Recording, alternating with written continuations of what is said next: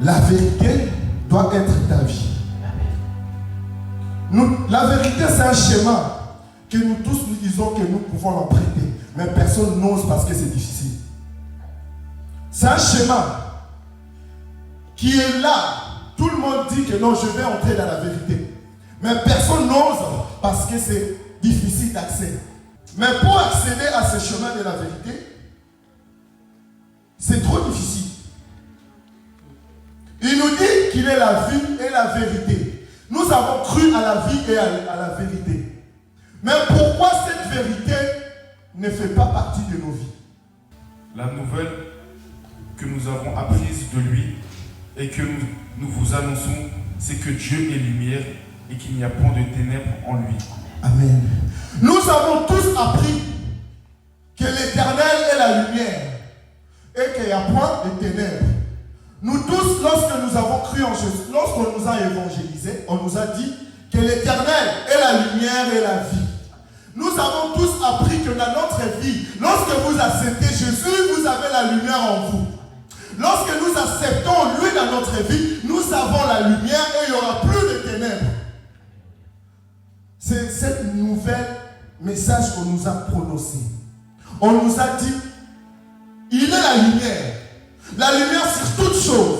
Lorsque nous croyons en lui, il n'y a plus de ténèbres. Oui. Mais pourquoi les ténèbres persistent toujours?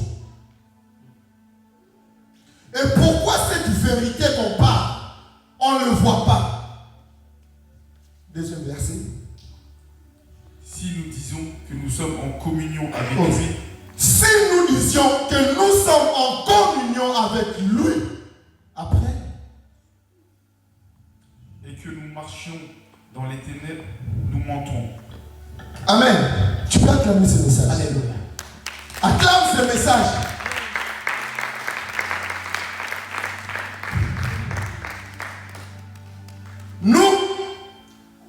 Nous sommes en communion avec Dieu. Nous disons tous que nous sommes en communion avec Dieu.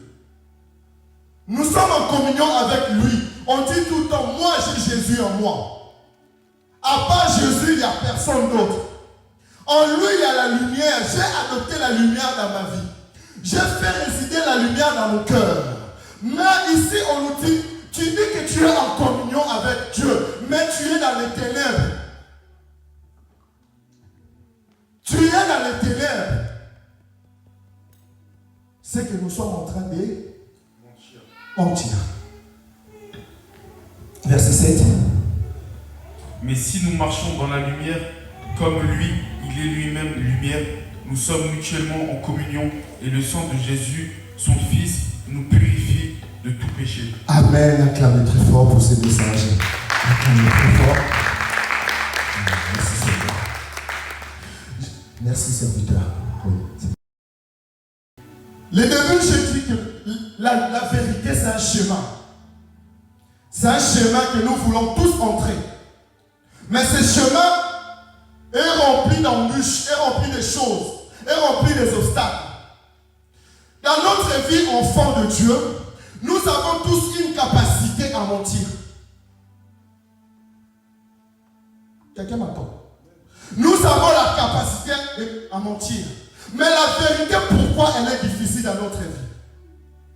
Ta vie entière, c'est venu de la poussière. C'est venu de la poussière. Lorsqu'il y a la poussière, il y a la saleté. Lorsqu'il y a la poussière, il y a des choses mauvaises. Mais la vérité, elle est pure. C'est incompatible. C'est pour cela que tu verras des enfants de Dieu dans l'assemblée. Même s'ils sont là 100 ans, ils continuent à mentir. C'est pour cela que tu verras beaucoup d'enfants de Dieu, serviteurs de Dieu, mais leur vie ne correspond pas à ce qu'il nous dit. Tu verras les enfants de Dieu, servants de Dieu, leurs paroles ne correspondent pas à leur comportement. Tu verras dans la vie des chrétiens, leur vie ne transmet même pas un bon message. Toi, serviteur de Dieu, tu es ici à la Renaissance qui sert, mais tu ne sais pas pardonner. Comment verras-tu la main de Dieu? La vérité est que tu adoptes le comportement de Dieu. C'est ça la vérité. Mais toi, tu n'adoptes pas le comportement de Dieu, tu adoptes le comportement de l'autre. Comment vas-tu avoir la main de Dieu? Aujourd'hui, tu verras, tu as commencé dans l'esprit, mais tu es dans la chair maintenant. Pourquoi? Parce que tu as fait entrer les mensonges. La parole de Dieu que nous prononçons, c'est une parole de vérité, je répète. La parole que nous prononçons, c'est une parole de vérité. Ça ne peut pas sortir de la bouche d'un menteur.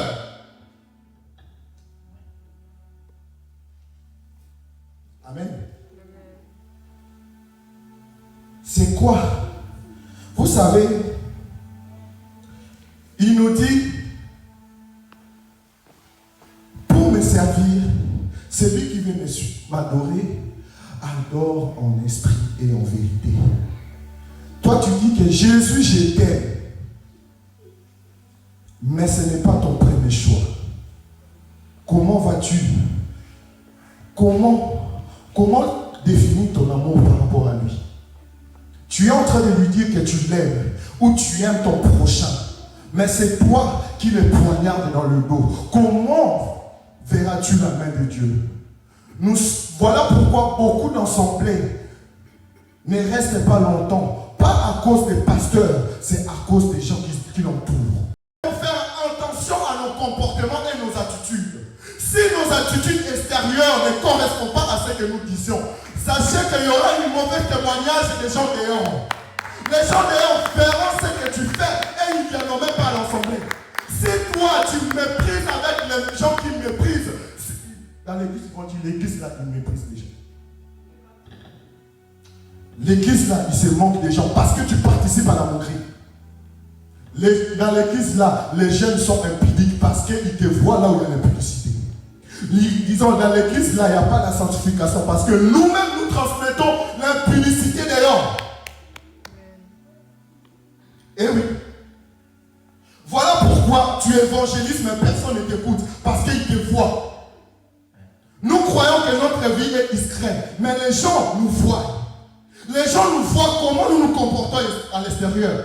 Les gens nous voient comment nous faisons des choses, comment nos attitudes sont. Et nous voulons évangéliser que les gens viennent, mais tandis que nos vies ne transmettent que nos vies ne sont pas un parfum de bonne odeur. Comment nous voulons que les gens viennent? Amen.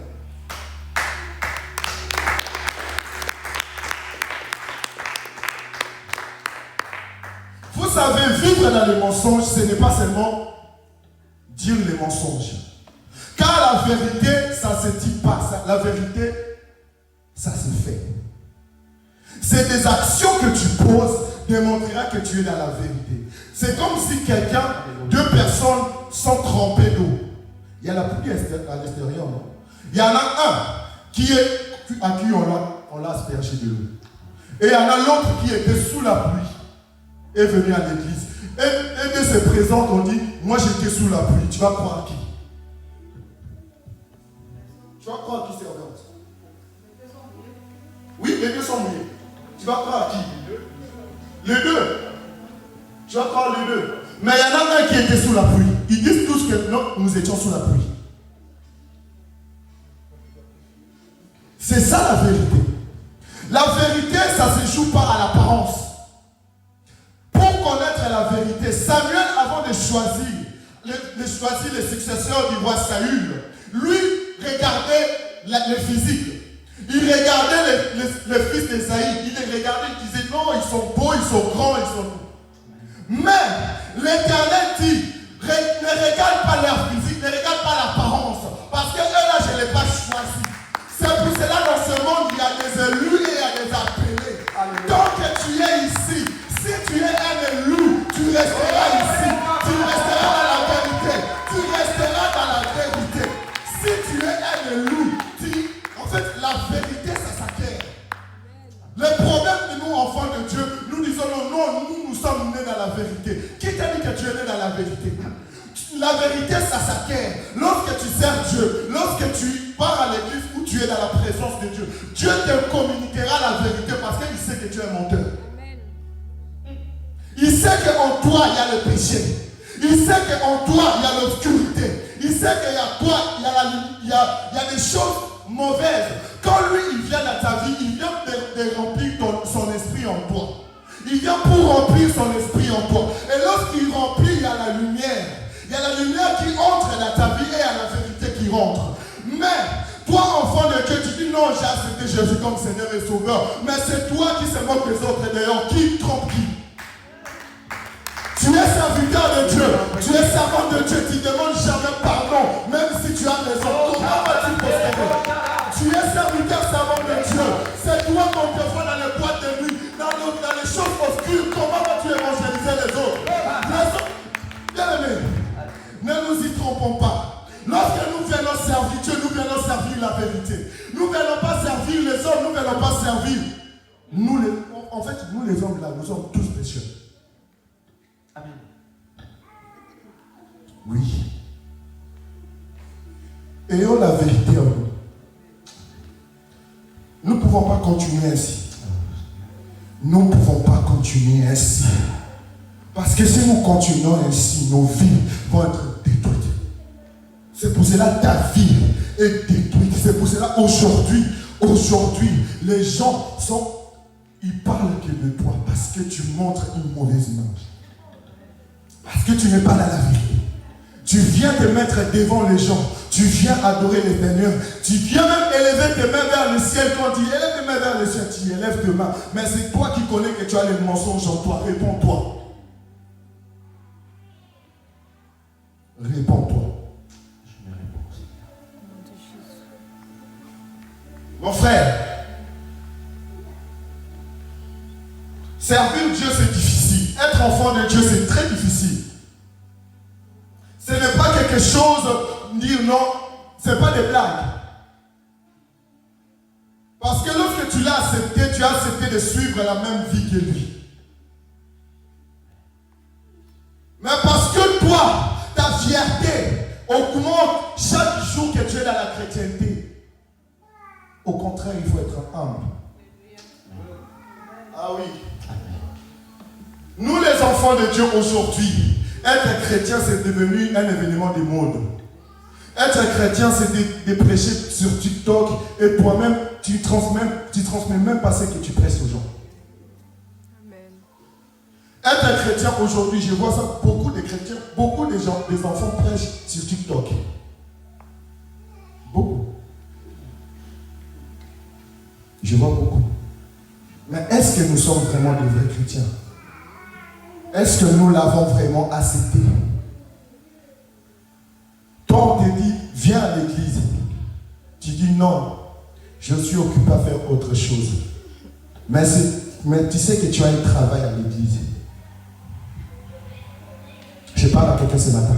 Amen. Tu sais que tu as un travail à l'assemblée. Tu sais l'engagement que tu as pris envers Dieu. La servante nous a prêché tout à l'heure. Mettez Dieu à l'avant de toutes choses. Ne restons pas dans nos mensonges. Bien-aimés, suivez ici, laissez les enfants tranquilles.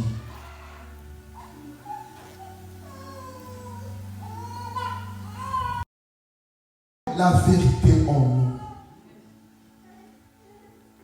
Quand les messagers nous posent la question, qui veut servir Dieu? Nous tous nous disons oui, je veux. Je vais être là en train d'adorer. Je veux que les gens me voient. Mais est-ce que tu fais attention à ta vie? La première des choses est que tu dois savoir, adorer Dieu et travailler pour Dieu, c'est comme à l'armée. L'armée, il y a un danger le danger ne prévient pas. Il vient tout le temps. Et lorsqu'il y a la guerre qui arrive, on dit mobilisez-vous. Tous les hommes s'élèvent. Tous les soldats s'élèvent. Mais toi aujourd'hui, si on dit mobilise-toi, mais tu dis que tu sers Dieu, tu n'arrives même pas à mobiliser. Ta maladie t'empêche de servir Dieu. Est-ce que tu es dans la vérité? Bien-aimé, il nous dit qu'il est la vérité, la vie. La vie. Vous voyez, la vie, c'est quelque chose que Dieu nous donne En fait, c'est une seconde chance que Dieu nous donne pour que nous puissions nous racheter, venir dans sa présence.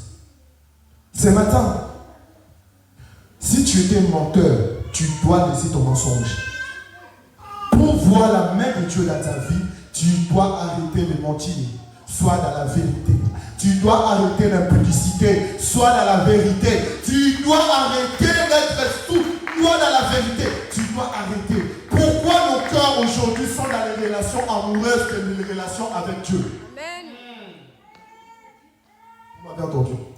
Amen. Pourquoi nos cœurs aujourd'hui se donnent autant dans les relations amoureuses que dans la relation avec ton Dieu? C'est pour cela aujourd'hui tu verras un jeune en train d'aimer une fille, la première des choses qu'il voit c'est son défaut. La fille là elle est trop radicale, elle est trop chrétienne. Ou les garçons là il est trop radical, il est trop chrétien. C'est ça qui fait en sorte que nous perdons nos objectifs. Lorsque tu es venu dans cet ensemble, tu n'es pas venu pour la personne. Lorsque tu es venu dans cet ensemble, tu es venu pour rencontrer ton Dieu. Tu es venu pour voir la vérité. Mais toi, tu perds ton objectif de voir la vérité, tu vas vers des relations éphémères. Quand Boumé va t'attraper, tu vas dire que Dieu t'a abandonné. On va voir ta chambre remplie d'adoration, crois que tu es dans la présence de Dieu. Non, c'est Boumé.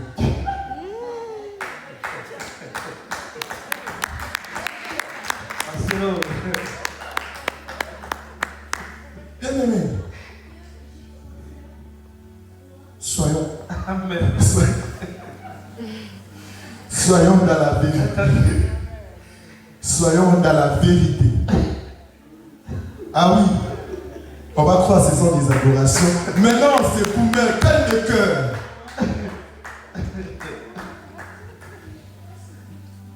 Bien-aimé, cherche la vraie vérité. Cherche la vérité. C'est pour cela, il nous dit, voilà où tu es tombé et réponds-toi. Lève-toi. Dieu n'a pas besoin des gens qui écoutent, des gens qui pratiquent. Lorsque Pierre a rencontré cet homme lui disait que non, je suis paralysé. Je suis paralysé. Mais en Pierre, il y avait la vie. En Pierre, il y avait la vie. Il lui dit, ce que j'ai, je te le donne. Au nom de Jésus, lève-toi et marche. Ce matin, là où tu es tombé, tu dois te lever et marcher. Je parle à quelqu'un ce matin.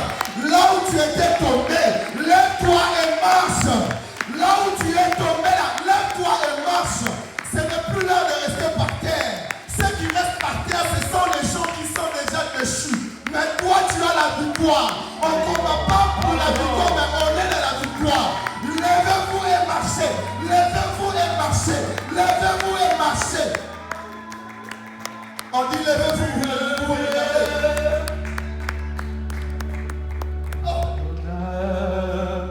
On dit levez-vous et vous regardez. Là où tu crois que tu es tombé, tu dois te lever